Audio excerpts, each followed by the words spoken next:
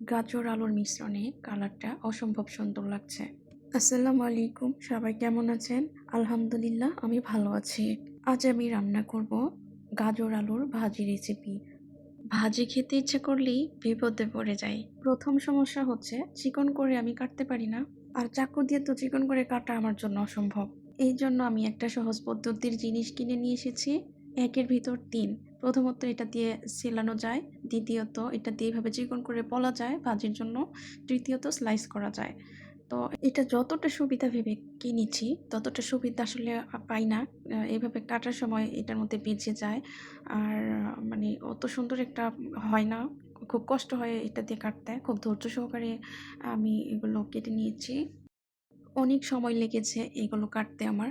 দেখতে পাচ্ছেন একটার ভিতরে ৩ টা, বোঝা যাচ্ছে যে অনেক সুবিধা। আসলে এত সুবিধা না। কাটার সময় প্রবলেম হয়। এটাতে ৩ টা সিস্টেম দেওয়া হয়েছে। একটা সিস্টেমও ভালোভাবে কাটা যায় না। আমি গাজরগুলো সব কেটে নিয়েছি।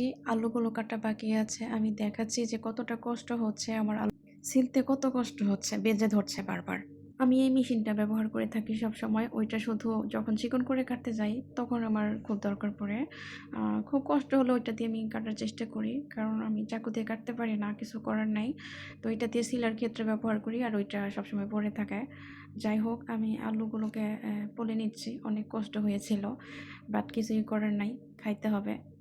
এটা দিয়ে কাটার পর কিন্তু আমার কাছে আসলে লোকটা খুব সুন্দর লাগে, নুডলসের মতো লম্বা লম্বা। আমার কাছে বেশ ভালো লাগে। বিশেষ করে আমার কাছে যে জিনিসটা ভালো লাগছে, গাজর আর আলুর মিশ্রণের কালারটা অসাধারণ। আমার কাছে অনেক সুন্দর লাগছিল। ভিডিওতে তো আরও বেশি কালার সুন্দর দেখাচ্ছে। গাজর আর আলু একসাথে ভাজি আপনারা কে কে খেয়েছেন বা কে কে পছন্দ করেন অবশ্যই কমেন্ট করে জানাবেন। গাজর যেটা মিষ্টি লাগে ওইটা আমি খেতে পারি না, তরকারি বলেন বা ভাজি বলেন। এই গাজরটা মিষ্টি ছিল না বলেই আমি রান্না করেছি। অনেক কথা বলে ফেলেছি, এখন আমি রান্নাটা শুরু করে দেব।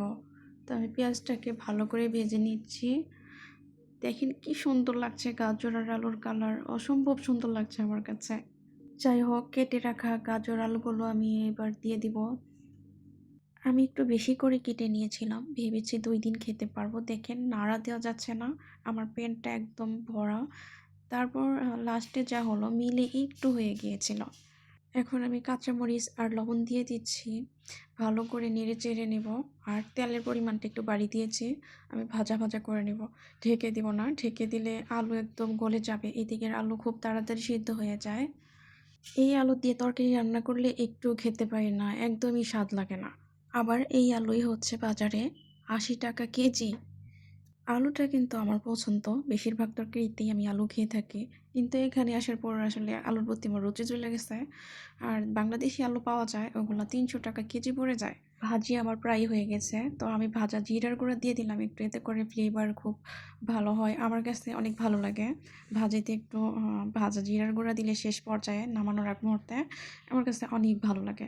দেখেন আমি ভাজা ভাজা করে ফেলেছি ভাজিটাকে। আলহামদুলিল্লাহ, আমার ভাজিটা কমপ্লিট।